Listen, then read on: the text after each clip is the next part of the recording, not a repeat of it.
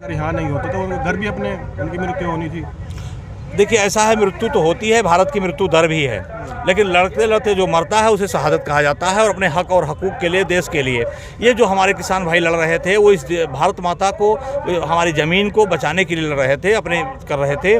देश बचाओ आज किसान बचाओ का जो हम लोग आयोजन कर रहे हैं, अर्थात हमारे कहने का मतलब ये है कि अगर इस देश का किसान नहीं बचेगा तो देश बचने वाला नहीं है, क्योंकि इस देश की शासन सत्ता झूठ बोलकर बेईमान झूठा पार्टी बीजेपी ने कब्जा कर लिया है, जो वास्तविक रूप से देश की आज़ादी की लड़ाई में जो लोग शामिल नहीं थे उनके हाथ में हो गया है। देश को क्या खतरा है?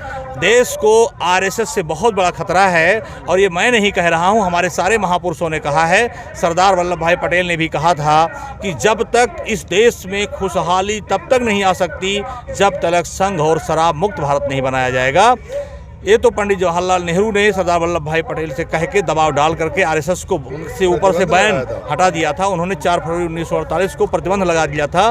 उसके बाद संघ ने बम्बई हाई कोर्ट में एक एफिडेविट दिया। उनकी विचारधारा की पार्टी राज कर रही है इस देश पे, आप क्या कहना चाहेंगे? आज उनके विचारधारा की पार्टी जो राज कर रही है, उन्होंने बड़े ही धूर्तता के ढंग से उन्होंने एक लिटिल मैन को ला कर राष्ट्रवाद की बात करते हैं, आप कैसे आरोप लगा सकते हैं? हम 100% से आरोप लगा सकते हैं। वो कभी भी राष्ट्रवादी हो ही नहीं सकते, ना उसके बाप दादे राष्ट्रवादी थे और ना वो राष्ट्रवादी है, ना वो कभी राष्ट्रवादी हो सकते हैं। वो बेईमान थे, बेईमान हैं, बेईमान रहेंगे, सदैव वो बेईमान रहेंगे। ये पूरे बेईमानों की जमात है और मोदी जी बेईमानों के सरदार हैं। जो बेईमानों का संगठन आरएसएस है, बीजेपी और आरएसएस का कहना है कि हमारे लिए राष्ट्र सर्वोपरि है और बाकी हमारे लिए कुछ नहीं है। उनके लिए कभी भी राष्ट्र सर्वोपरि नहीं था, ना सर्वोपरि है। उन्होंने आरएसएस ने कभी भी तिरंगे झंडे को नहीं किया है और तिरंगा का अपमान किया है, और तिरंगा वो कभी नहीं चाहते हैं। तिरंगा हमारा सर्वोपरि है। दूसरी बात मैं कहना चाहता हूँ, आज जो हमारी नोट है, जो हमारी करेंसी है, उसमें भी वो सम्राट अशोक को धीरे धीरे से हटाते जा रहे हैं। और हम वो इसलिए क्योंकि वो उनको सम्राट अशोक जो है उनको अच्छा नहीं लगते हैं। सम्राट अशोक हमारे इस देश के गौरव हैं और दुनिया के सर्वोत्तम सम्राट में जाने जाते हैं, उनको भी हटा रहे हैं।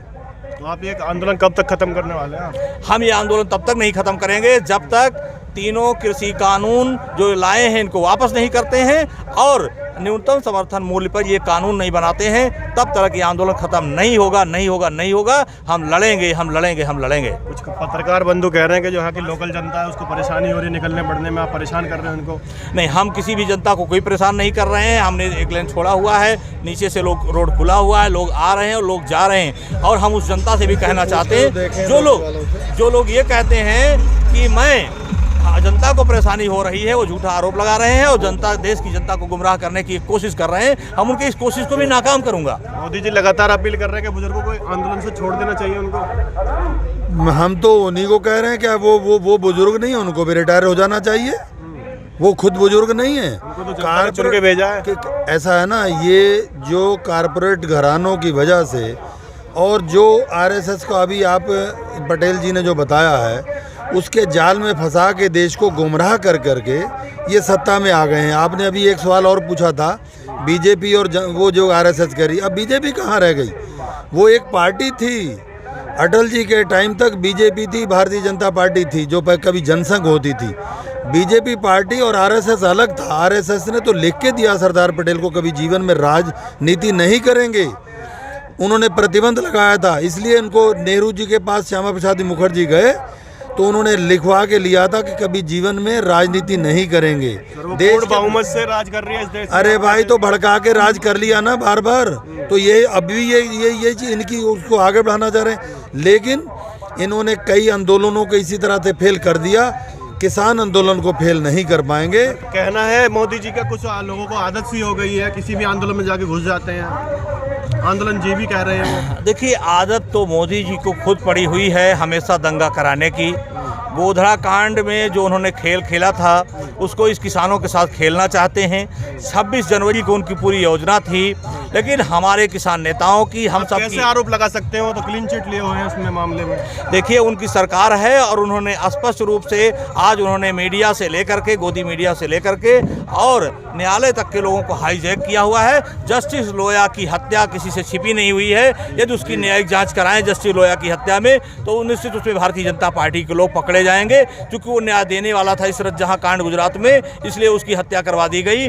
जब भी जांच होगी और जब भी उस पर हम लोग आगे बढ़ेंगे। आपसे बड़ा सवाल करना चाहूँगा, आप पार्टी के, सरकार के विरोध में या कृषि कानूनों के विरोध में बैठे हैं यहाँ पे? देखिए, मैं कृषि कानूनों को लेके विरोध में बैठा हुआ हूं, लेकिन जो सरकार जुल्म ढाएगी, जो सरकार को भी हम बदलेंगे। जो सरकार निकम्मी है उस सरकार को बदलनी भी है। हम गोधरा कांड की बात कर रहे हैं अभी और जो कह रहे हैं और अन्य मुद्दे उठा रहे हैं, तो वो 19 से पहले की बात है। 2019 में उन्हें चुना है जनता ने। देखिए, हम उनकी जो भी गलतियां हैं, जब वो हमारे बीच में जाकर के किसानों को और देश की दूसरे तबके के लोगों को के बीच में एक फूट डालने की कोशिश करते हैं, तो हम अपने उन भाइयों को वो याद भी दिलाएंगे जो उनके साथ इन्होंने गलत किया हुआ है। हम देश की जो ऐतिहासिक इमारतें हैं, लाल किला को जो उन्होंने बेचा है, हम उसको भी उनको बताएंगे। उन्होंने एयरपोर्ट बेचा है, उसको भी हम जनता को बताएंगे। और हम पूरे देश की जनता को अपने साथ लेके चलेंगे। क्यों? क्योंकि किसान। नरेंद्र तोमर का कहना है कि ये जो आंदोलन है एक प्रदेश का और एक कौम का है। सर, आपसे मैं जवाब ले सवाल ये तो नरेंद्र जो तोमर जी हैं, इन पर तो हमें इतनी हंसी आ रही है। उनको हंसी लोकसभा को मजाक बना दिया। उन्होंने ऐसा किया कि ये कानून में काला क्या है, और जो रूलिंग पार्टी के लोगों ने मेज थपथपाया। पूरे हिंदुस्तान ने दुनिया में मजाक उड़ाई। 11 पंचायतों में किसान संयुक्त मोर्चा के लोगों ने 12 पॉइंट पर उसके जो तीनों काले कानून हैं सहमत कर लिया। हर जगह एक एक बिंदुवार उनको बताया। फिर उनको शर्म आनी चाहिए ऐसे आदमी को संसद, पवित्र संसद में जो मजाक करी है। वो तो उन पर क्या भरोसा करा जाए जिस तरीके से वो बात कर रहे हैं। मंत्री जी लगातार कह रहे हैं कि जो कानून है वो वापस नहीं होंगे।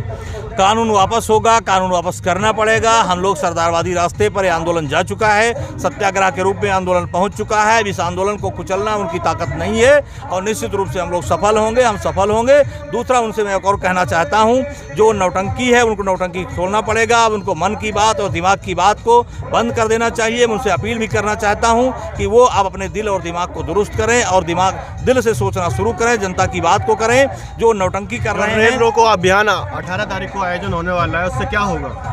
जो 18 तारीख का हमारा आयोजन होगा, हमारे आंदोलन को बल मिलेगा और हम शांतिपूर्वक ढंग से, सांकेतिक ढंग से हम सरकार को ये बताने की कोशिश करेंगे। चक्का जाम हुआ था, उससे कुछ नहीं प्रभाव पड़ा। आगे तुम्हें लग रहा है कि उससे हो जाएगा कुछ? बिल्कुल, हमारा आंदोलन लंबा चलेगा। हम जो भी आंदोलन के तरीके हैं, उन सारे तरीकों को हम लोग इस्तेमाल करेंगे। जो भारतीय संविधान के दायरे में डेमोक्रेटिक ढंग से जितने भी तरीके हैं लोकतांत्रिक, उन सारे तरीकों का हम किसान के भाई सब मिल करके उसका करेंगे और सरकार को अंत में झुकना पड़ेगा। हम सफल होंगे, हम सफल होंगे, हम सफल होंगे। इस पर हम लोग खड़े हुए हैं।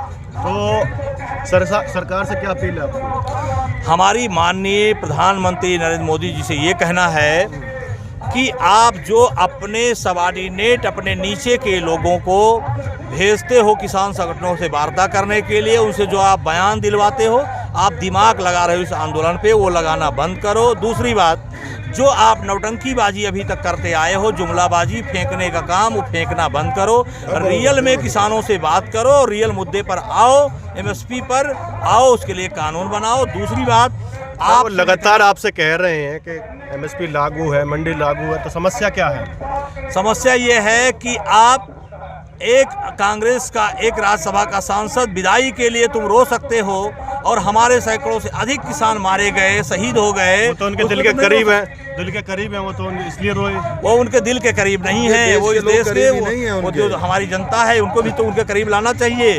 क्या मोदी जी से मैं कहना चाहता हूँ कि इसी भारत के किसान, वो तमाम स्पीचों में 14 में 19 में कहा करते थे, भारत के किसान हमारे भगवान हैं। भारत के किसान उनके भगवान थे, आज उनके भगवान नहीं है। भारत के किसान आतंकवादी हो गए। कह रहे हैं कि सारे किसान हमसे संतुष्ट है, कुछ मुट्ठी भर किसान हैं जो हमसे असंतुष्ट हैं। असल बात यह है, अभी तक किसानों ने ही उनको चुना है, ये सच कह रहे हैं। किसान किस भरोसे में?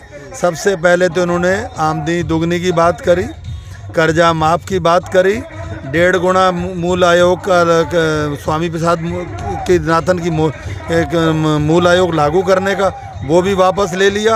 अब तो कुछ भी कहते रहे, अब भरोसा नहीं है किसान। आपने चुना क्यों था उनको? गलती कर तो बैठे, हम गलती कर बैठे। कितनी बार गलती करेंगे? एक बार नहीं, 2 बार गलती कर बैठी। अब बार गलती नहीं होगी, 2 बार आपको ही पड़ेगा। जब आप भुगत रहे, इसीलिए खड़े हैं, भुगत रहे हैं। क्यों विरोध कर रहे हैं आप? अब तो विरोध जब हमें अब देख लिया हमने कि ये नए कानून, इससे पहले जो इन्होंने आवश्यक वस्तु नियम जो लागू किया है, उसमें तो भोला किसान भी समझ गया कि ये कारपोरेट जगत को भंडारण करके असीमित उनको लाभ पहुंचाना चाहते हैं।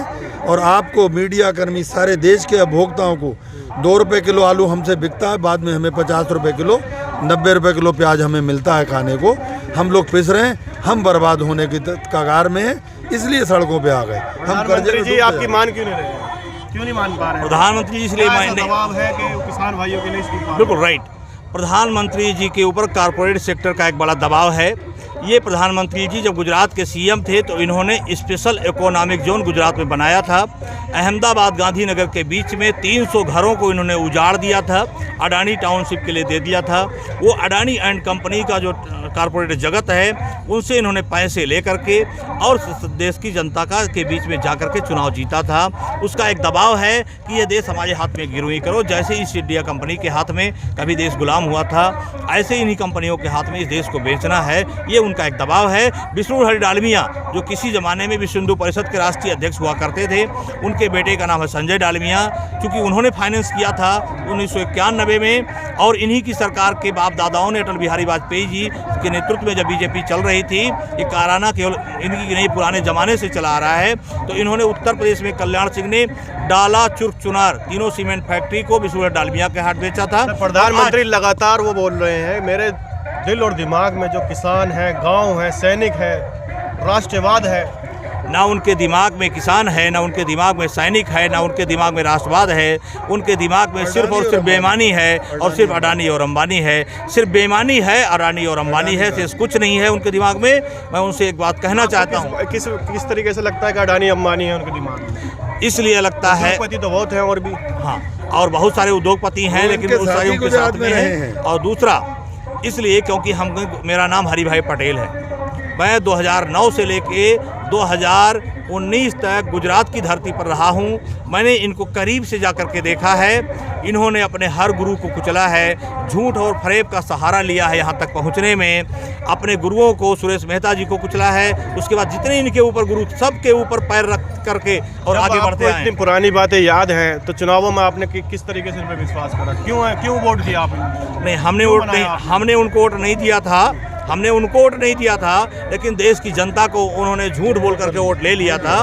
गूगल सर्च करने भी फेंकू जब हम गूगल पे कहते हैं तो मोदी का नाम आ जाता है। कब तक बैठे रहोगे यहाँ पे? यहाँ पर जब तक हमारे बिल वापस नहीं होंगे, जब तक घर वापसी नहीं होगी। सरकार ने तो मना कर दिया कि सरकार कब तक मना करेगी? जब जनता ने बनाया तो जनता लौटा के जाएगी।